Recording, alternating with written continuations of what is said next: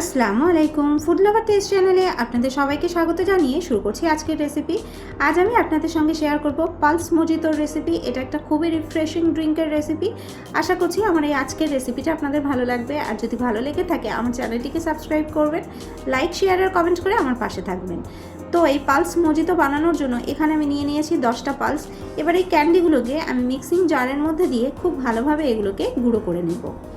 এবার এখানে যে গ্লাসটার মধ্যে আমি এটা সার্ভ করব, সেই গ্লাসের উপরে একটু লেবুর রস লাগিয়ে নেব। এবার গ্লাসের মধ্যে দিয়ে দেব পালসের গুঁড়ো, দেব কিছুটা আইস কিউব। এবার এর মধ্যে দিয়ে দেব স্লাইস করা পাতিলেবু, অ্যাড করব 7 আপ।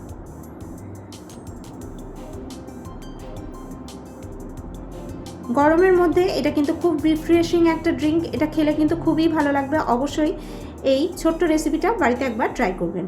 এবার একটি চামচের সাহায্যে সব কিছুকে খুব ভালোভাবে মিক্স করে নেব। আমার কাছে পুদিনা পাতা ছিল না বলে আমি এটার মধ্যে দিতে পারিনি। আপনারা অবশ্যই সার্ভ করার সময় উপরে একটু পুদিনা পাতা দিয়ে সার্ভ করবেন, খেতে আরও দারুণ লাগবে।